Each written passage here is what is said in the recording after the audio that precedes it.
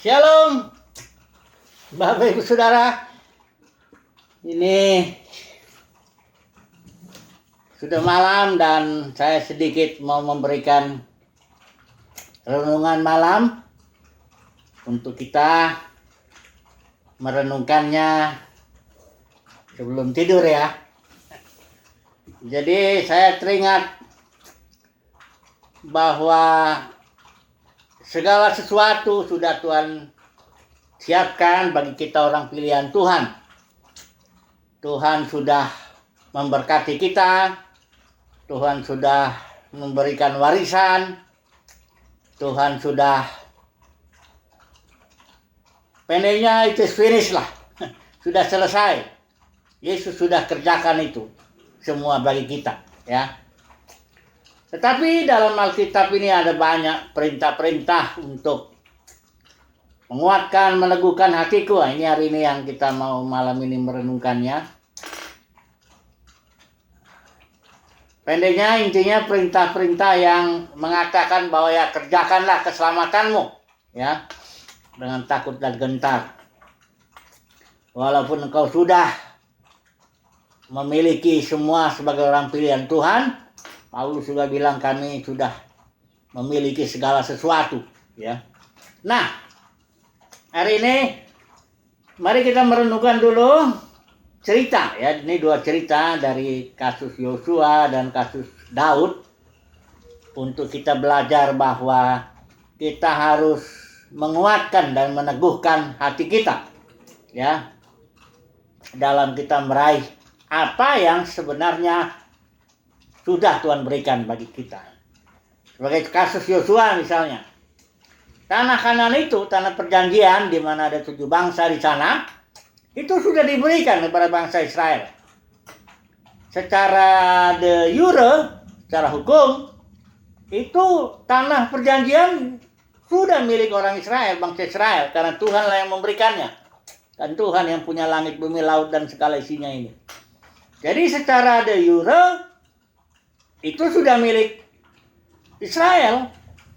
Tapi secara de facto, secara pengalaman, orang Israel harus berperang untuk merebut apa yang memang yang sudah menjadi miliknya.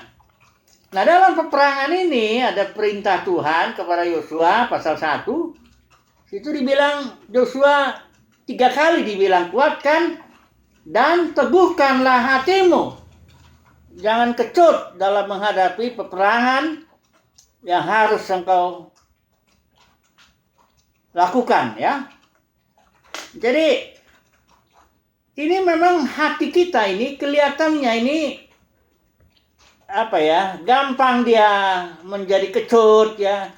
Hati kita ini gampang putus asa, gampang lemah kelihatannya, ya.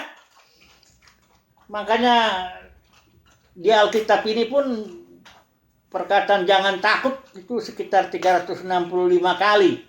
Jadi kalau orang baca Alkitab ini setahun 1 kali, kurang lebih tiap hari lah itu Tuhan ngomong jangan takut.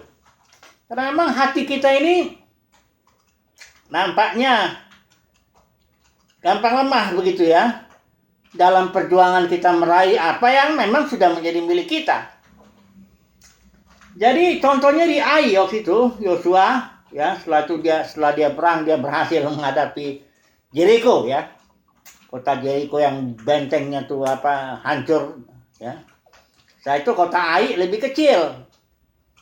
Orang Israel bilang udah 2-3 ribu aja itu untuk merebut itu bisa, ya. Setelah itu begitu digempur orang Israel kalah, lari.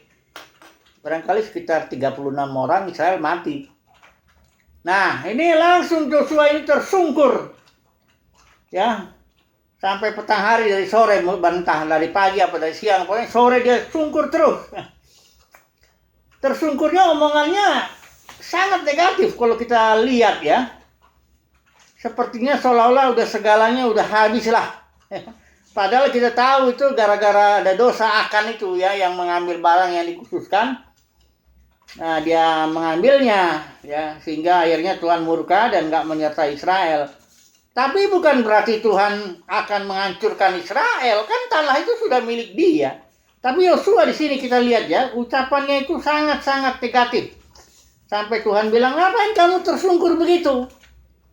Ya, coba dulu kita baca ya, ini saya lihat sangat-sangat negatif ucapannya Yosua itu ketika dia sudah kalah ya.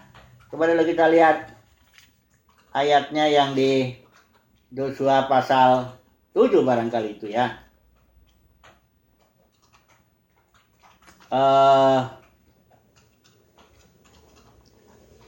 Ya ini ayat 7, pasal 7. Setelah dia tahu pasal 5-nya ini ya, sebab orang-orang Ai menewaskan kira-kira 36 orang dari mereka. Orang-orang Israel itu dikejar dari depan pintu gerbang kota sampai ke Sebarim dan dipukul kalah di lereng. Nah perhatikan nih, lalu tawarlah hati bangsa itu amat sangat. Yosua pun mengoyakkan jubahnya dan sujudlah ia dengan mukanya sampai ke tanah di depan tabut Tuhan hingga petang, bersama dengan para tua-tua orang Israel sambil menaburkan debu di atas kepalanya. Nah, ini perhatikanlah omongan Yosua ini, ayat 7. Tuhanku Allah, mengapa engkau menyuruh bangsa ini menyeberangi sungai Yordan, supaya kami diserahkan kepada orang Amori itu dibinasakan. Perhatikanlah kalimat. Kan Tuhan tidak pernah bilang kau akan dibinasakan ya. Sampai dia bilang, oh Tuhan, apakah yang akan kukatakan setelah orang Israel membelakangi musuhnya? Ayat 9, apabila hal itu terdengar oleh orang Kanaan dan seluruh penduduk negeri ini, maka mereka akan mengepung kami dan melenyapkan nama kami dari bumi ini. Jadi sepertinya udah habislah itu semuanya. Tawar hati, remuk hati, hancur hati, udah habislah semuanya itu. Makanya Tuhan jawabnya, bangunlah, ayat 10 itu ya. Lalu berfirman Tuhan kepada Yesus, bangunlah. Mengapa engkau sujud demikian? Karena ya biasanya orang kalau sujud menyembah Tuhan itu ya Tuhan senang ya. Tapi ini Yosua sangat-sangat negatif sekali. Dia hancur ya, dia lupa kalimat yang kuatkan dan teguhkanlah hatimu. Harusnya Yosua begitu dia kalah, dia kumpullah dengan tua-tua, dia berdoalah, bertanya sama Tuhan, kenapa ini nggak harus mengucapkan kata-kata negatif seperti ini ya. Ini membuktikan Yosua tidak menguatkan dan meneguhkan hatinya ya, sehingga dia begitu untunglah Tuhan pulihkan akhirnya ya. Nah ini jadi saya lihat dari contoh Yosua, memang hati kita ini lembek ya, gampang rontok ya. Kadang-kadang bangun pagi tadi semangat, mendengarlah 1-2 kalimat, hanya 1-2 kalimat yang barangkali melemahkan dan runtuh gitu, kayaknya bangunan kehidupan yang udah kita rintis bertahun-tahun kayaknya rontok hanya oleh 1-2 kalimat yang nggak kita duga-duga lah ya. Biasanya kalau kita menyangka saya akan dapat kekuatan dari kamu, toh dia ngomong negatif, kita langsung rontok gitu kayaknya ya. Kita lihat kasus Daud coba dulu ya. Ini kasus Daud ada bagusnya lah ya. Karena begini, waktu Daud itu dikejar-kejar Saul, memang dia punya kesalahan. Dia berpikir, bagaimanapun suatu saat aku jatuh di tangan Saul, lebih bagus aku pergi aja ke negeri lain. Ya, situ dia lari ke Filistin. Kalau di sini aku aman, nggak akan dikejar-kejar lagi oleh Saul. Ya memang dia aman di situ, tapi akibat dia pergi ke situ, ini ada kasus di mana dia diserbu, ya, Siklak ya. Nggak usah kita baca ini. Pendeknya itu keluarga Daud itu dan seluruh pengikutnya yang 600 orang kurang lebih itu ditawan lah ya, istrinya, anak-anaknya, semuanya sama pasukan yang menyerbu ini ketika Daud sedang perang. Dan di situ Daud sangat kejepit karena pengikutnya udah mau melempari dia juga dengan batu. Karena pengikutnya udah sedih juga, udah hancur hati, sudah remuk, sudah semuanya lah ya. Rontok. Nah di situ dibilang kita mengucapkan Daud di situ menguatkan hatinya, menguatkan kepercayaannya kepada Tuhan. Nah disinilah baiknya Daud ini ya. Di situ dia menguatkan hatinya. Masing-masing kita juga kayaknya perlu belajar begitu. menguatkan hati dalam kita meraih apa yang menjadi milik kita, yang sudah Tuhan berikan kepada kita sebagai orang pilihannya. Itu kita harus belajar ya. Tuhan dah janji ya, kalau udah Daud sudah diurapi menjadi raja ya. Udah pasti itu, karena Samuel sudah urapi, sudah tetapkan Daud akan menjadi raja ganti Saul. Tapi bukan berarti itu jalan lancar Daud itu. Ya dia dikejar-kejar juga. Itu sebabnya saya katakan sekali lagi, semua sudah Tuhan berikan bagi kita sebagai orang pilihannya. Segala sesuatu sudah menjadi milik kita. Tapi kita harus mengerjakan keselamatan kita. Kita harus menguatkan dan meneguhkan hati kita secara khusus di sini. Karena hati kita itu lembek. Kalau saudara ke pasar daging, udah lihat hati atau jantung atau paru-paru itu saudara pencet begini. Dia nggak terbuat dari semacam seperti baja atau tembaga atau besi gitu. Kayaknya hati itu lembek. Gampang makanya kita bilang jagalah hatimu dengan segala kewaspadaan. Jadi jangan sampai dia kecewa ya, jangan sampai dia lemah, jangan sampai hati itu putus asa gitu ya. Itu harus dijaga itu. Jadi tetap kuatkan dan teguhkanlah hatimu. Di sini Daud akhirnya berhasil ya.